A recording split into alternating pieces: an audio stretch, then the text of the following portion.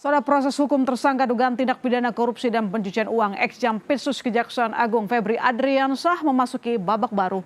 Polri serahkan perkara penyidikan tersangka termasuk barang bukti 74 kg emas dan uang senilai lebih dari 500 miliar rupiah kepada kejaksaan. Komitmen polisi dan jaksa dalam pemberantasan tindak pidana korupsi kini diuji. Publik menanti komitmen pengusutan hukum tuntas dan transparan.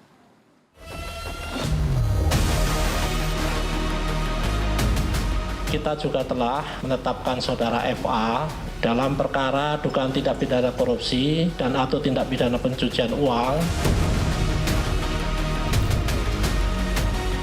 Secara langsung saya akan datangi, saudara, kediaman dari mantan Jampitsus Kejaksaan Agung Febri Adriansyah yang sejak ditetapkan sebagai tersangka belum terlihat ke hadapan publik.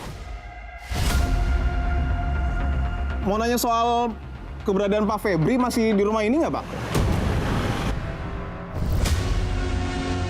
Setelah saya tiba di Jalan Cipete Raya, Jakarta Selatan, satu dari 13 lokasi yang digeledah oleh polisi untuk mengungkap dugaan tindak pidana korupsi, termasuk dugaan tindak pidana pencucian uang yang menyeret nama Febri Adriansyah.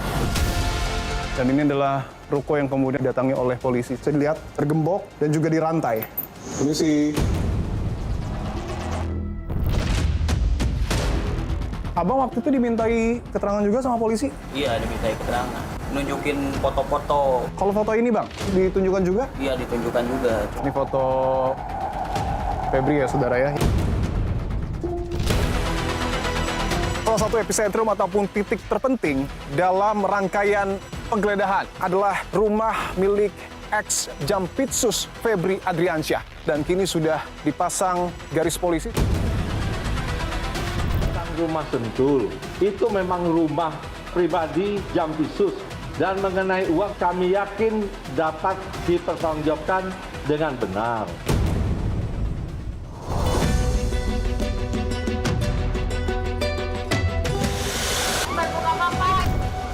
Dorito, apa hubungan Anda dengan Febri seperti apa?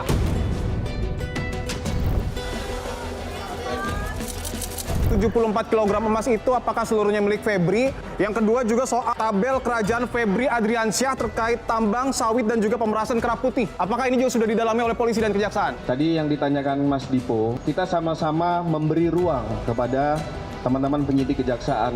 Tadi sudah disampaikan Kapus Penkum bahwa ini transparan.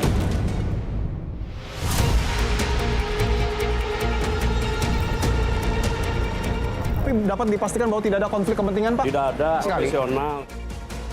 Sebenarnya ini anomali. Anomali, kenapa disebut anomali? Karena tidak sesuai dengan KUHAP. Saya tuh melihatnya mungkin agak mirip-mirip kasus cicak dan buaya. Ada mungkin keterlibatan pejabat lain, Pak? Saya Dipo Nurbahagia. Saya menelusuri, mencari bukti. Anda bisa menyaksikan selengkapnya pada program Dipo Investigasi setiap hari Senin pukul 20.30 WIB hanya di Kompas TV. Saudara, hakim menolak permohonan pra-peradilan kedua Roy Suryo kali ini terkait penetapan status tersangka dugaan fitnah dan pencemaran nama baik. Tudingan ijazah palsu Jokowi. Kita bahas usai jeda. Tetap bersama kami di Sapa Indonesia Malam.